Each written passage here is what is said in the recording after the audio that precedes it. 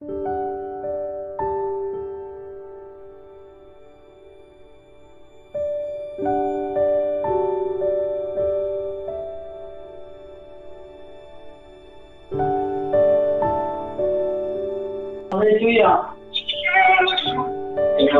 आप सबको आशीष करे।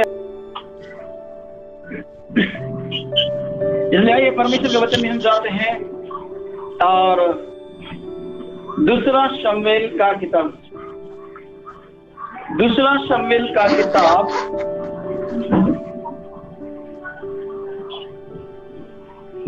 अध्याय, दूसरा शमूएल का किताब 20 अध्याय को हम पढ़ेंगे पहला पद से। वहाँ संयोग से सेबा नामक पहला शमूएल 20 अध्याय का पहला पद, दूसरा शमूएल जी, दूसरा शमूएल का किताब 20 अध्याय पहला पद को देखेंगे। वहाँ संयोग से सेबा नामक एक बिन्यामीन था,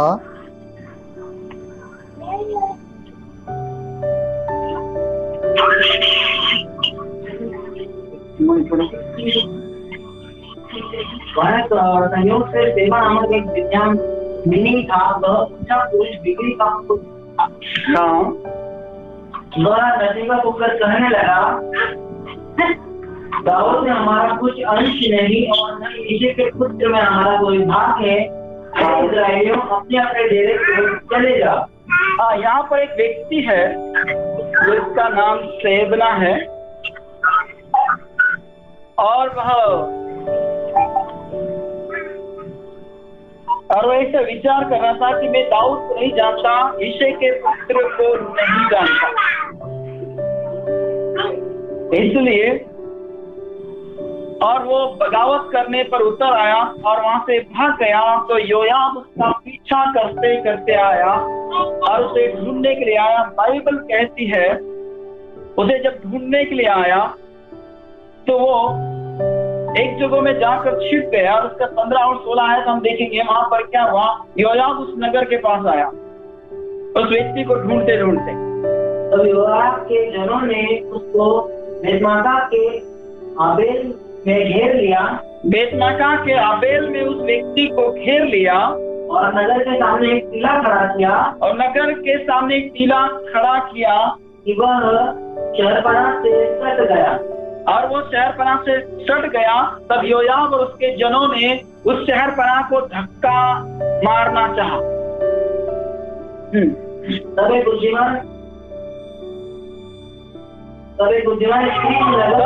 बुद्धिमान स्त्री नगर में से पुकारा, सुनो योआब से कहो कि यहाँ आए। योआब से कहो कि वो यहाँ पर आए। ये लोग जब दीवार को धक्का मारने लगे, आज का टॉपिक ये है कि महिलाओं में जो जो काम किए, यानी कि नीति वचन का किताब के मुताबिक 14 अध्याय का 1 पद के अनुसार कि हर बुद्धिमान स्त्री अपने घर को बनाती है लेकिन मूढ़ स्त्री उसे अपने हाथों से ही ढा देती। तो यहाँ पर बुद्धिमान स्त्रियों की हम कहानी को हम सुन रहे हैं और उस स्त्री ने बोला, योआब को यहाँ पर भेजो। वो भी शहरपनाह से, वहां पर बहुत सारे पुरुष भी हैं लेकिन पुरुष कोई नहीं बोल रहा है, लेकिन एक स्त्री बोल रही है कि योआब को यहाँ पर भेजो। फिर आगे देखते हैं क्या होता है। योआब को कि यहाँ आए ताकि मैं उससे कुछ बातें करूं। योआब से कहो कि वो यहाँ पर आए और मैं उससे बातें करूं। और वो कहने लगा, और वो स्त्री कहने लगी योआब से, उस लोगों से बोलने लगी कि योआब को कहो कि मैं यहाँ आए ताकि मैं उससे बातें करूं। और उस स्त्री ने फिर योआब के पास में गया और कहने लगी, हे योआब, क्या तू वही है? उसने बोला हाँ।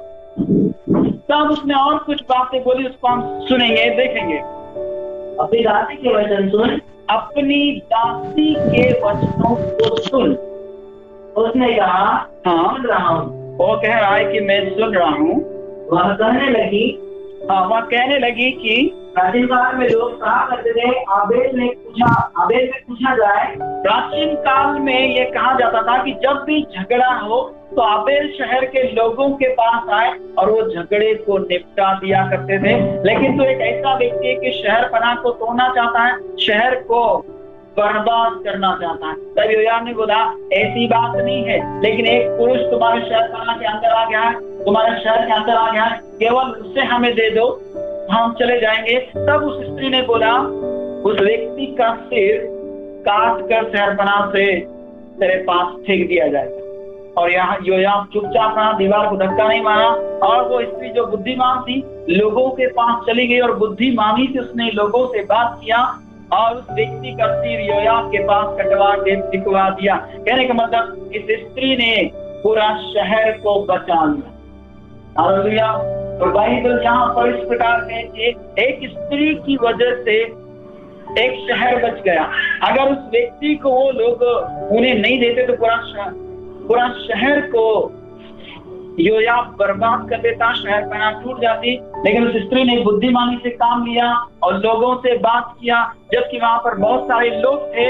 लेकिन लोगों ने योआब से बात नहीं किया, लेकिन उस स्त्री से बात किया। उस स्त्री ने योआब से बात किया, जबकि पुरुष ने बात करना चाहिए था। लेकिन उस स्त्री ने योआब से बात किया। बोले तू ऐसा क्यों कर रहा है, किस कारण से तू शहर पर आक्रमण कर रहा है? बोला एक व्यक्ति तुम्हारे इधर आया है, उसे दे दो, हम चले जाएंगे। और उस स्त्री ने बुद्धिमानी से बात किया, लोगों से, शहर के लोगों से, बुद्धिमान लोगों से बात किया कि उस व्यक्ति का सिर हमें उसके पास भेज देना चाहिए ताकि हमारा शहर बच जाए। हालेलुया। आप में से कितने लोग हैं जो अपने शहर को बचाने के लिए ऐसे बुद्धिमानी से काम कर रहे हैं, जबकि वो बाइबल बोल रही मैं इजरायलियों में से हूं। हालेलुया। और इस प्रकार कहती है वो। और उसने कहा 19 पद यदि हम देखें तो फिर से उसके बारे में कहा जाता है, उसने स्त्री ने उसके बारे में कहा गया मैं तो मेल मिलाप वाले और विश्वासियों के इजरायलियों में से हूँ।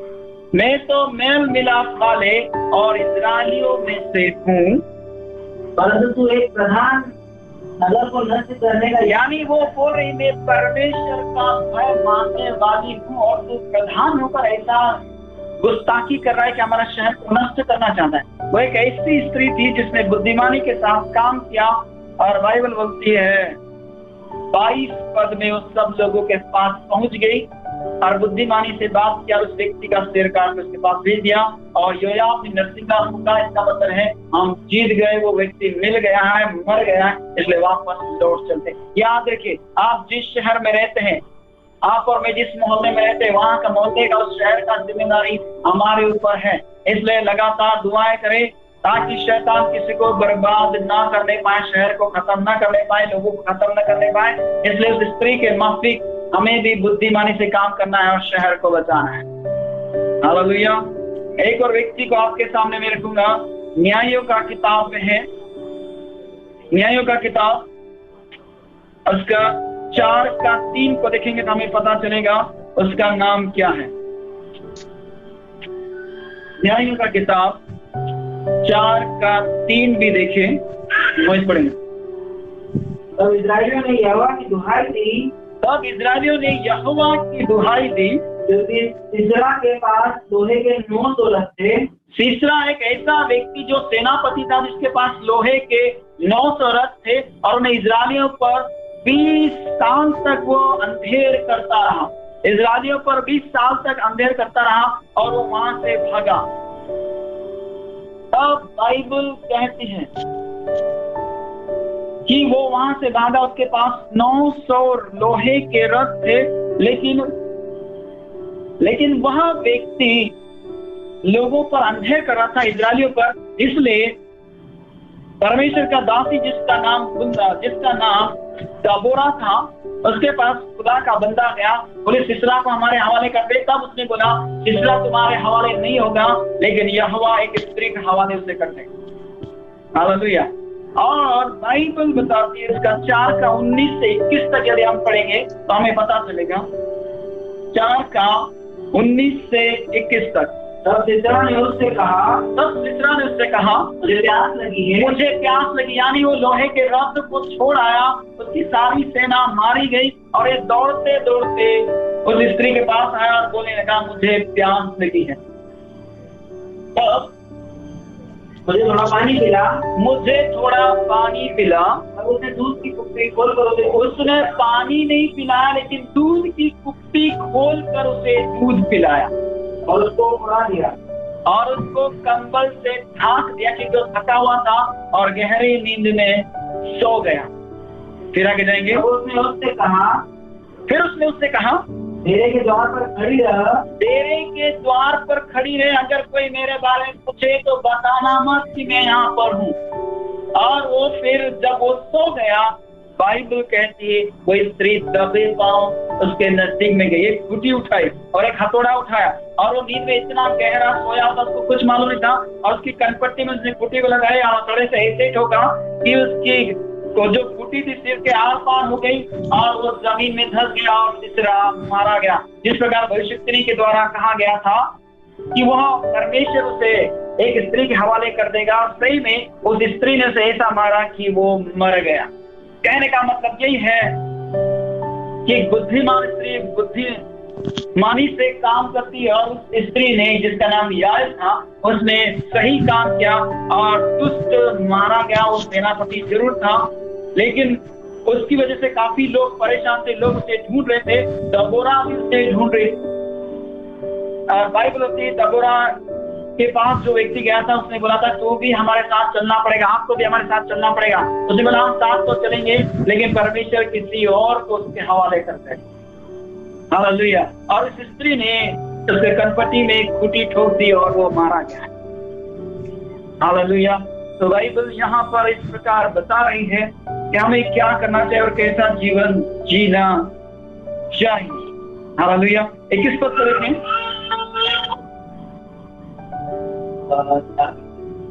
हाँ, इसके बाद डेरे की स्त्री आए, उसने डेरे की कुटी यानी तम्बू तान के वो रह रही थी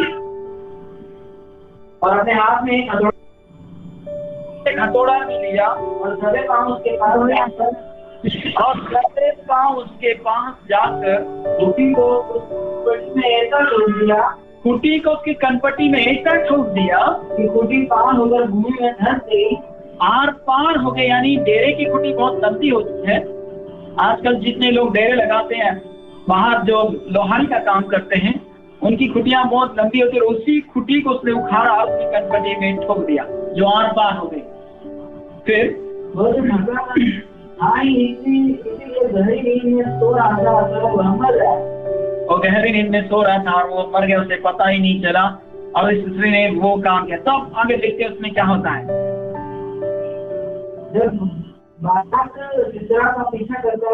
बाराक और दबोरा दोनों, दबोरा भविष्यवक्ता थी और भविष्यवाणी ने इसे कहा था कि बाराक चल उठ आज आक्रमण कर क्योंकि यहोवा सिसरा को हाथ में कर देगा और वो मौका है। लेकिन वहां पहुंचने पर भविष्यवाणी ने कहा था कि एक स्त्री के द्वारा वो मारा जाएगा। और वो लोग जब देखे तब वो स्त्री आकर बोलने लगी जिसे तुम ढूंढ रहे हो देखो उसको, वो तंबू के अंदर मरा पड़ा है। हालेलुया। यानी कि बाराक उसे मारने को आया था लेकिन यहोवा की ये इच्छा थी कि एक स्त्री के द्वारा वो मारा जाए। यहाँ पर कई स्त्रियों ने बड़े बड़े काम किए हैं लेकिन बाइबल बोलती है परमेश्वर उनके हाथों में काम पर आशीष दिया और शत्रुओं को हराया है। हालेलुया। उनमें से कई माताएं बहनें आप भी हो सकती है जो शत्रु को परमेश्वर आपके द्वारा हरवाएगा। जब परमेश्वर आज्ञा देता है तो समाचार सुनाने वालों की सेना खड़ी हो जाती है। तो यहाँ पर भी बाइबल बताती है। और एक और किताब हम देखेंगे न्यायों का किताब, जहाँ पर एक स्त्री है 9 अध्याय 52 और 53 को देखेंगे जिसने चक्की का ऊपर का पार्ट अबीमेलेक के ऊपर डाल दिया था और वो मर गया।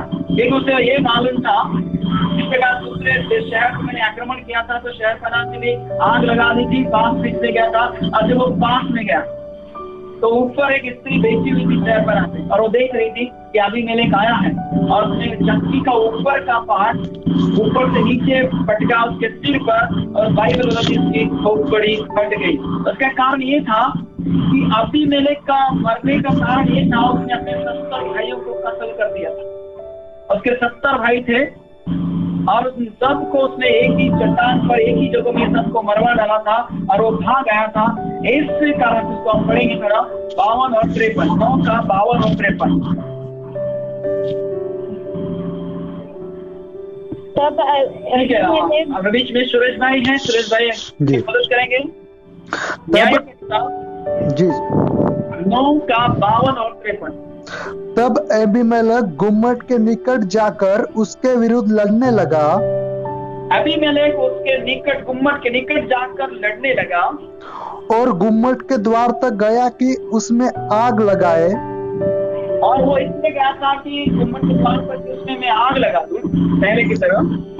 तब किसी स्त्री ने चक्की के ऊपर का पाट अबीमेलेक के सिर पर डाल दिया।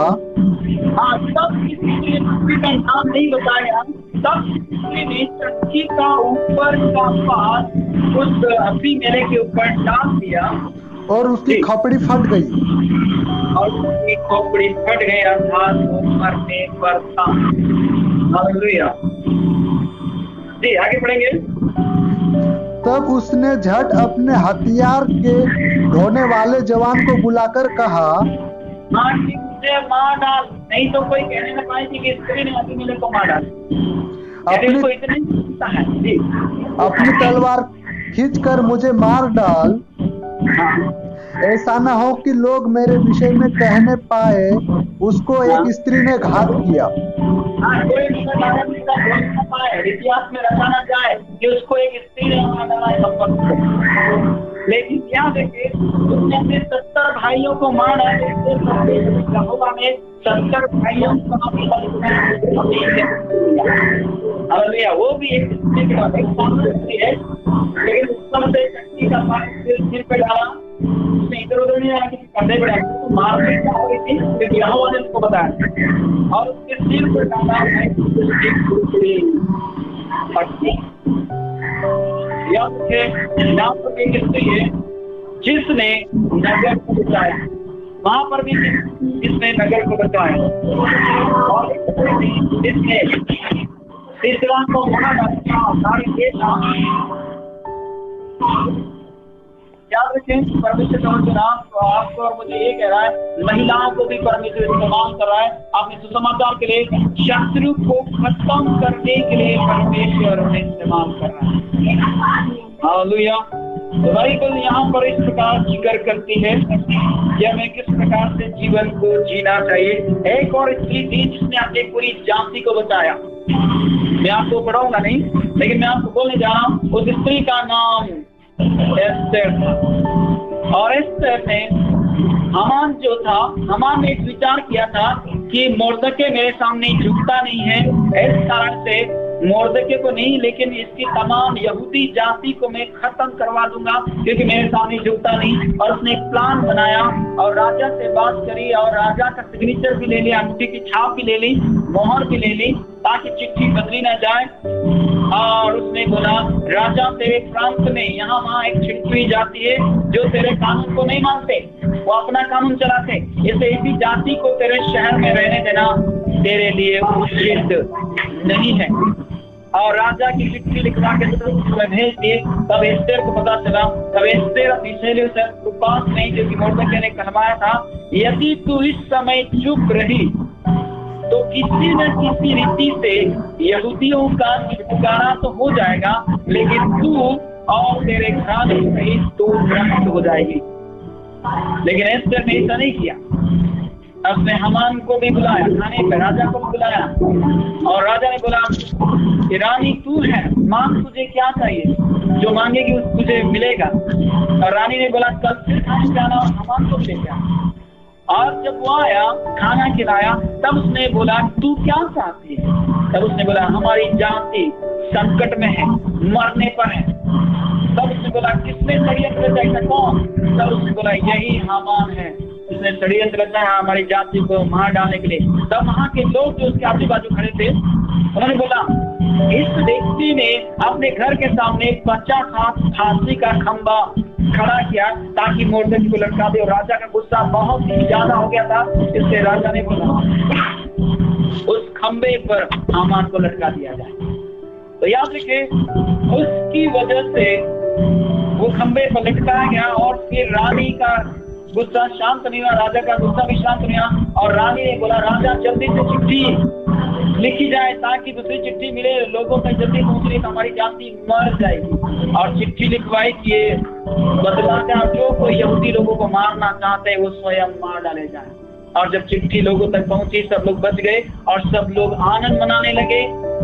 और बाइबल बोलती है उनके डर के मारे कई लोग यहूदी बन गए थे। हालेलुया। यानी परमेश्वर ने इसे काम किया और एस्तर रानी के द्वारा पूरी यहूदी जाति को बचाया गया। लेकिन एक और महिला का बारे में बताऊंगा जो अपना परिवार को नहीं बचा पाई। जैसे हमने नीति वचन 14 में पढ़ा, पहली आयत में, कि हर बुद्धिमान स्त्री अपने घर को बनाती है, लेकिन मूर्ख स्त्री अपने हाथों से उसे ढा देती है। और वही एस्तर का किताब है जिसका नाम जेरेस है, और वो हामान की पत्नी थी। और जेरेस और उसके मित्रों ने उसे सलाह दिया था, बच्चा था, फांसी का खंबा बना और उस पर परमेश्वर और राजा से बात करके, राजा शेरशाह से बात करके मुर्दके को लटका देना। और ऐसी सलाहकार थी, ऐसी सलाह देती थी, उल्टी सीधी सलाह देती थी। और हामान ने जब बुरा काम किया, बाइबल बताती है, जब बुरा काम किया तो उसने राजा के पास फरियाद नहीं करी कि राजा मेरे पति से गलती हो गई है, माफ कर दे, मेरे बच्चों को बख्श दे, मुझे भी बख्श दे, दोबारा ऐसा गलती नहीं करेंगे। और वो राजा के पास नहीं गई, लेकिन हामान के 10 पुत्रों को भी फांसी के फंदे पर लटका दिया गया, उसके खानदान पर भी, और उसकी संपत्ति को दूसरे को दे दिया गया। प्रियो, यानी एक स्त्री यहाँ पर है जो अपने परिवार को नहीं बचा पाई। इसलिए याद रखें, अपने परिवार को बचाएं। और एक और स्त्री के बारे में आपको बताऊं, एक और स्त्री है जो अपने परिवार में रह नहीं सकी, अपने पद पर बनी नहीं रह सकी, जिसका नाम रानी वस्ती है। और वो भी एस्तर का किताब में है। और राजा 127 प्रांत में, यानी हिंदुस्तान से लेकर हमारा दूसरे शहर तक वो जब जाता था, 127 देशों में वो राज्य करता था, प्रांतों में राज्य करता था। और जब सारे जेवनान हो रही थी, यानी पार्टी हो रही थी, सब मस्त हो रहे थे, तब उसने रानी को आग्रह किया, एक दरबान को बोला कि रानी को पेश किया जाए, वो बहुत सुंदर है और उसकी सुंदरता को देखकर लोग बड़ी तारीफ करेंगे। लेकिन रानी ने बोला, मैं नहीं आऊंगी। रानी ने इनकार कर दिया।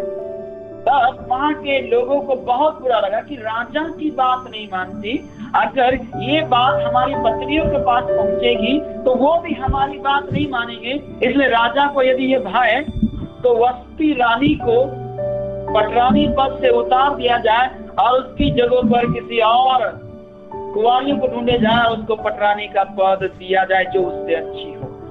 हालेलुया। यानी देखिए, एक स्त्री अपने परिवार को बचा नहीं पाई और एक स्त्री अपने परिवार में रह नहीं पाई। और एस्तर का किताब 1:19 देखेंगे तो वहां पर पाया जाता है 1:19, यदि राजा को स्वीकार हो तो, यदि राजा को अच्छा लगे तो यह आज्ञा निकाले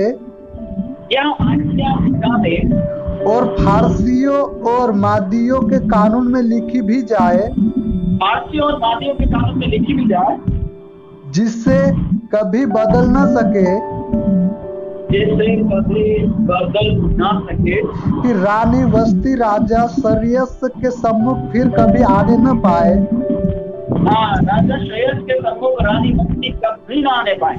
क्योंकि उसने ऐसा काम किया है, राजा सबके सामने बैठा है और पार्टी चले और रानी बोले उसको बोल देना मैं नहीं आऊंगा। उसे कैसा लगा होगा? उसकी पत्नी है और उसकी तारीफ करवाना चाहता है कि देखो मेरी स्त्री को, लेकिन रानी आने से मना कर दिया। तब राजा का फरमान लोगों के द्वारा राजा के पास पहुंचा और राजा को ये अच्छा लगा। हम कंटिन्यू करेंगे इसे जी। और राजा पटरानी का पद किसी दूसरी को दे दे जो उससे अच्छी हो, दूसरी को दे दे जो उससे अच्छी हो, हाँ, जो उसकी योग्य हो। देखिए, और यहाँ पर ये स्त्री है जो अपना परिवार में रह नहीं पाई। तो यहाँ पर यही बता रही है कि हम याद रखें, हम ऐसा कोई काम न करें कि हमारा परिवार में हम रहना। एक स्त्री ऐसी थी जिसने पूरा गड़बड़ी से भर दिया था, पूरा खानदान को परमेश्वर से दूर ले गई थी। हम जानते हैं अपने पति को भी परमेश्वर से दूर ले गई, पूरा बच्चों को ले गई, यहाँ तक कि वहाँ की जनता को भी वो दूर ले कर गई। और कोई नहीं है, उसका नाम इजाबेल है। और वो अपने परिवार को भी, आप को भी वो ऐसे काम सिखाने लगी, तमाम उल्टे उल्टे काम सिखाने लगी। एक स्त्री जरूर है, लेकिन अपने हाथों से परिवार को ढा रही है, अपने हाथों से बच्चे को ढा रही है, अपने हाथों से राज्य को तहस नहस कर रही है, अपने हाथों से लोगों को बर्बाद कर रही है। एक ऐसी स्त्री है जिसका नाम इजाबेल है, और आपको तमाम उल्टे काम सिखाए। और उसने बोला, डरे मत, नाबोत के बारे में तुझे दिलवा दूंगी, तू तो राजा है। और उसी दिन से राजा उल्टे उल्टे काम करना शुरू हुआ। और बाइबल बोलती है अपने हाथों से उसने बुरे काम किए, और बाइबल बताती है और वो मारी गई है प्रिय। लेकिन एक स्त्री को मैं आपके सामने रखूंगा जिसने माँ बाप को छोड़ा, पति भी मर गया था, ससुर भी मर गया था, और उसकी सास ने बोला था, हे मेरी बेटी लौट जा, लेकिन वो लौटी नहीं, अपने माँ बाप के पास नहीं गई। शायद उसके भाई भी होंगे लेकिन उनके पास नहीं गई, काका होगा उसके पास नहीं गई, चाची होगी उसके पास नहीं गई, लेकिन सास के साथ रहने के लिए तैयार हो गई और कहने लगी, तू जहां जाएगी मैं वहां जाऊंगी, तेरे लोग मेरे लोग होंगे, तेरा परमेश्वर मेरा परमेश्वर होगा। और जिस लड़की का नाम रूथ था, सास के साथ रहने के लिए तैयार हो गई। कौन ऐसा होगा जो रहने के लिए तैयार हो जाए? उसने तो बोला था कि जाओ और शादी कर लो, लेकिन उसने बोला नहीं जाऊंगी, मेरे माँ बाप के पास भी नहीं जाऊंगी, मैंने जान लिया तेरे साथ खुदा रहता है। हालेलुया। उसने अनुभव से जान लिया कि नाओमी ऐसी स्त्री नहीं है, लेकिन हकीकत बयान करती है और लगातार दुआएं करती है, मुझे इसके साथ बने रहना चाहिए, अगर इसके साथ बने रहूंगी तो शायद परमेश्वर मेरा घर बसा देगा। हालेलुया। तो यहाँ पर बाइबल बताती है 4:13, रूथ की किताब 4:13 हम पढ़ेंगे। रूथ की किताब अध्याय 4:13 को पढ़ेंगे। तब बोअज ने रूथ से विवाह कर लिया। फिर बोअज ने रूथ से विवाह कर लिया और वह उसकी पत्नी हो गई। और वह उसकी पत्नी हो गई। देखिए, उसने जब सास के साथ चलने का निर्णय किया, माँ बाप के पास नहीं गई। शायद ही कोई ऐसा दुनिया में शख्स होगा बाइबल के अलावा, हो सकता है कोई न कोई जो खुदा का खादिम हो, खुदा की बंदी हो, सब कुछ खत्म होने के बाद अपनी सास के साथ चली जाए, क्योंकि सास का ना तो बेटा है, ना पति है, ना और कोई है, लेकिन अकेली है। मेरा ख्याल से उसने इसे सोचा होगा, अरे बहुत बूढ़ी औरत है, इसका ना तो कोई आगे है ना पीछे है, मुझे क्या करना चाहिए? मैंने सीखा इसका जीवन से, एक खरी स्त्री है तो मुझे इसका साथ नहीं छोड़ना चाहिए, इसके बुढ़ापे में सहारा कोई नहीं है। इस कारण जब उसके साथ चली और उसका चलने को, उसके कार्य को, उसके व्यवहार को, उसके साथ उसका प्रेम को यहोवा ने देखा और उसका घर दोबारा बसा दिया। हालेलुया। इसका मतलब बोअज से उसका शादी करवाया। मैं आपके सामने एक प्रश्न रखूंगा, जितने लोग मुझे सुन रहे हैं, क्या आपको मालूम है कि राहब का पति कौन है? सभी लोग मेरी बात सुन रहे हैं? यदि आप सुन रहे हैं तो ध्यान दीजिएगा। क्या किसी को पता है कि राहब का पति का नाम क्या है?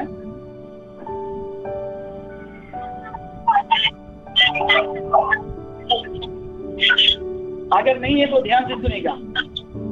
राहब का पति का नाम सोलोमन था, सुलेमान नहीं, सोलोमन था। क्योंकि जब उसने निर्णय लिया था कि आज का बाद में कोई गलत काम नहीं करूंगी, यहोवा ही परमेश्वर है, तब उसके भाई बंधुओं समेत जब वो बाहर लेकर आई, मैं इस विचार करता हूँ, तब उसका शादी हुआ, सोलोमन से उसका शादी हुआ और उसके बेटे का नाम बोअज रखा। और उसके जो बोअज था, बाइबल बताती है राहाब, सलोमन से राहाब का शादी हुआ, फिर बोअज उत्पन्न हुआ, और बोअज वही था जिससे रूत का शादी हुआ, और रूत वही थे जिससे ओबेद पैदा हुआ, और ओबेद वही था जिससे यिशै पैदा हुआ, और यिशै था जिससे राजा दाऊद पैदा हुआ। हालेलुया।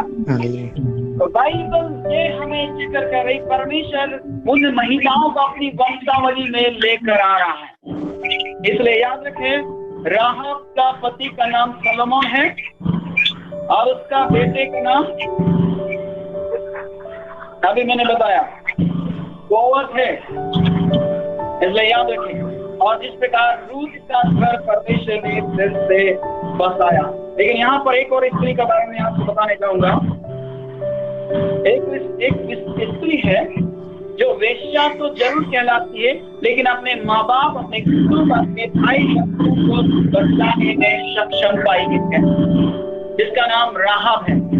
हम नाम और जाना कहा कि यहोवा ने दे दिया है, इसलिए वह बड़ी डरती थी कि यहोवा ही परमेश्वर है, और उसे डरने के कारण बाइबल बताती है कि यहोशू का किताब 6 अध्याय का 23 पद हम जब देखेंगे, परमेश्वर ने इस स्त्री को इस्तेमाल किया अपने परिवार को बचाने के लिए। यहोशू का किताब 6 का 23 देखेंगे, अगर आपको मिलता है तो पढ़िएगा। तब वे दोनों जवान भेदिए भीतर जाकर राहाब को और उसके माता पिता, भाइयों और सब को जो उसके यहाँ रहते थे, वरन उसके सब कुटुंबियों को निकाल लाए। सबको निकल लाए और दूध खा दिया, और उसने बाइबल बताती है चढ़ गए, आग लगा दिए, टुकड़ा टुकड़ा कर दिया। कहने का मतलब राहाब के अंदर ऐसा क्या था तो यहोवा परमेश्वर परिवार को उसने बचाया। यानी राहाब अपना सच्चा विचार कर लिया था, मेरे कारण मेरे खानदान। हालेलुया। और राहाब अपने भाई बंधुओं को, माता पिता को, कुटुंबियों को बचा पाई है। क्या आप और मैं साबित करेंगे कि मेरे कारण मेरे माँ बाप, मेरे खानदान, मेरे कुटुंब परिवार बचने पाए? खुदा ऐसा होने। यहाँ पर इस स्त्री को परमेश्वर ने इस्तेमाल किया। लेकिन मैं आपको बताऊं, एक स्त्री है जिसने अपने पति को बचाना, पूरा काम करने से रोक दिया। नया नियम, और स्त्री का नाम बाइबल नहीं बता रही कि स्त्री का नाम क्या है, लेकिन उसके पता है जिसका नाम पिलातुस। और पिलातुस को उसका बीवी बोलने लगी, इस धर्मी पर हाथ मत उठाना, ये धर्मी है, ये पवित्र है। और रात सपने में मैंने इसके द्वारा बड़े बड़े कष्ट बहुत दुख झेला है, इसलिए उस पर हाथ मत बढ़ाना, अपने हाथ धो लेना।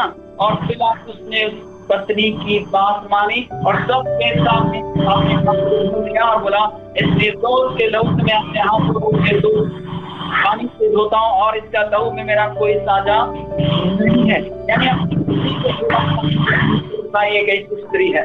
तो याद रखिए, कोई भी ऐसा बुरा काम करे, कोई न कोई रोकने के लिए परमेश्वर उन्हें भेजेगा। और यहाँ पर तमाम स्त्रियों को परमेश्वर इस्तेमाल कर रहा है। और कई लोग बोलते हैं स्त्रियां तो पैर की जूती होती है, सिर पे मत पहनो, लेकिन बाइबल बताती है परमेश्वर ने उन्हें ऊंचा स्थान दिया। हालेलुया। हम जानते जरूर हैं कि आदम को फल खिलाए स्त्री ने, लेकिन हम ये भी जानते हैं कि स्त्री के द्वारा ही ये खुदा यीशु मसीह आया। हालेलुया। इसलिए स्त्रियों को तुच्छ न जाने। और वहां पर पिलातुस को उसने रोका कि गुनाह मत कर, वो पवित्र है, बुरा काम मत कर, और उसने उसे रोका है। इसलिए याद रखें। लेकिन एक स्त्री के बारे में आपको कहूंगा, खुदावंद यीशु मसीह उस शहर में गया, सामरिया था। उस कुएं के पास यीशु मसीह गया और एक स्त्री आई घड़ा लेकर पानी भरने के लिए। और यीशु मसीह ने बहुत सारी उससे बातें की, और बातें करने पर बोलने लगा, वो बोलने लगी कि मैं ऐसे सोच रही हूँ और आने वाला कयामत का दिन आएगा, हमें सब पता है। यीशु मसीह ने बोला जो तुझसे बोल रहा है वो मैं ही हूँ। तब यीशु मसीह ने बोला एक काम करो, जाओ अपना पति को बुला के लाओ। तब वो स्त्री बोलने लगी नहीं, मैं बिना पति की हूँ।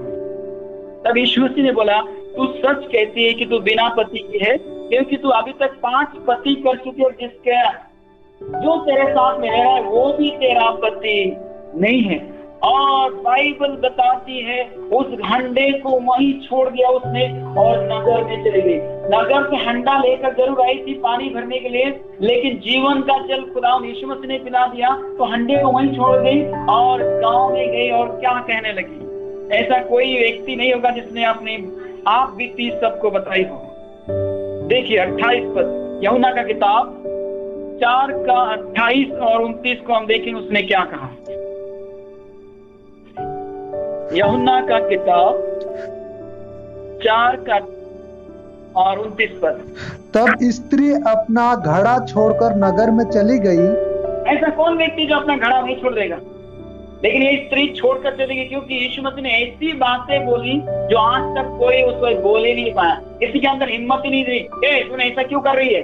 लेकिन यीशु मसीह जो हृदयों को जांचने वाला है और रखने वाला, सब कुछ जानता है, उसने बोल दिया। उसने ये नहीं बोला व्यभिचार में, उसने बोला जहाँ पति को बुला के। यीशु मसीह को मालूम था कि जब मैं बोलूंगी तो जवाब दे कि मैं बिना पति, और वो घड़ा छोड़कर नगर में गई। तब और लोगों से कहने लगी प्रियो, हाँ, आओ एक मनुष्य को देखो, आओ एक मनुष्य को देखो जिसने सब कुछ जो मैंने किया मुझे बता दिया। जिसने सब कुछ जो मैंने किया, 1 पति रखा, 2 पति रखा, 3 पति रखा, 4 रखा, 5 रखा, 6 रखा, उसने सब मेरे बारे में बता दिया। आओ उस मनुष्य को देखो। और पूरा गांव को घेर लाई, एक प्रचार। हालेलुया। यहाँ पर इस स्त्री को खुदा यीशु मसीह ने इस्तेमाल किया, एक ही प्रचार में पूरा गांव आ गया खुदावंद यीशु मसीह के पास। इसलिए याद रखे प्रियो, हमें ऐसा ही काम करे ताकि यीशु मसीह को भाने वाला काम हो जाए। और इसने बुरा काम जरूर किया था, लेकिन जब यीशु मसीह ने सब कुछ राज को जाहिर कर दिया, उसने एक अच्छा काम किया। यीशु मसीह के पास पूरे गांव को लेकर आए और यीशु मसीह वहां पर कुछ दिनों के लिए रहा और वहां पर लोगों को समाचार सुनाने लगा। हालेलुया। और मैं आपको अब लेकर चलता हूँ नीति वचन का किताब 31 अध्याय में। वहां पर कुछ बातों को हम देखेंगे। नीति वचन 31 अध्याय उसका 10 पद से शुरू करेंगे। भली पत्नी कौन पा सकता है? भली पत्नी कौन पा सकता है? उसका मूल्य तो हीरे मोती जवाहरों से भी ज्यादा है। हालेलुया। यहाँ पर परमेश्वर का वचन राजा सुलेमान जो सबसे बुद्धिमान व्यक्ति है बाइबल में, वो कह रहा है कि भली पत्नी कौन पा सकता है जी, क्योंकि उसका मूल्य मूंगों से भी बहुत अधिक है। उसका मूल्य मूंगों से भी बहुत अधिक है, यानी उसको तोला नहीं जा सकता, उसे खरीदा नहीं जा सकता। और भली पत्नी केवल यहोवा से ही मिलती। हालेलुया। और उसका 12 पद भी देखिए। वह अपने जीवन के सारे दिनों में, वो अपने जीवन के सारे दिनों में उससे बुरा व्यवहार नहीं करती है। उससे बता रही जी, उससे बुरा नहीं करती, उससे बुरा नहीं करती, वरन भला ही व्यवहार करती है। वरन भला ही व्यवहार करती, यहाँ पर बाइबल बता रही है। लेकिन 27 पद को देखेंगे, 31 का 27। वह अपने घराने के चाल चलन को ध्यान से देखती है।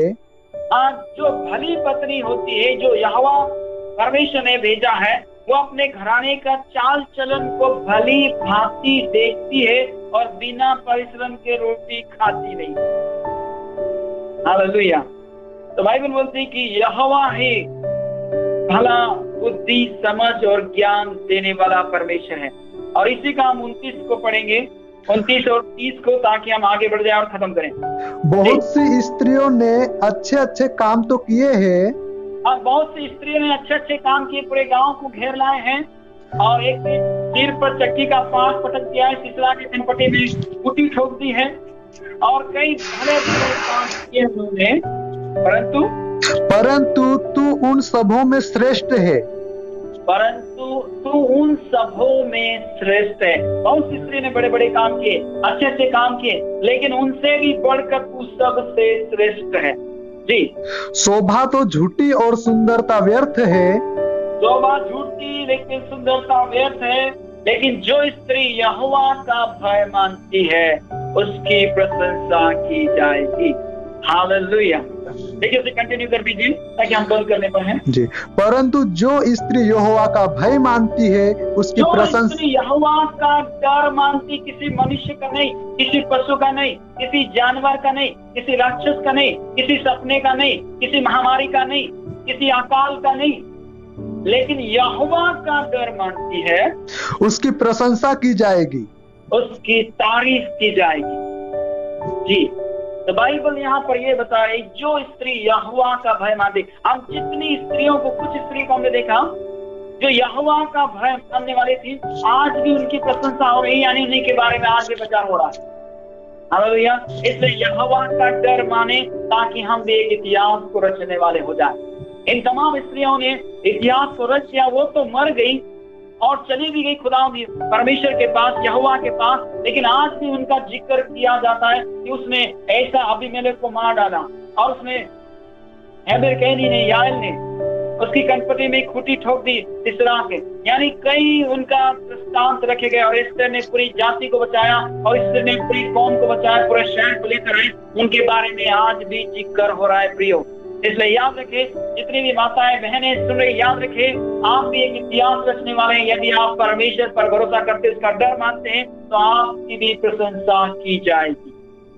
हालेलुया। देखिए बाइबल कहती, शोभा तो झूठी और सुंदरता व्यर्थ है, लेकिन जो स्त्री यहोवा का भय मानती है, रात दिन परमेश्वर का डर में चलती है, लगातार लोग उसकी प्रशंसा करेंगे।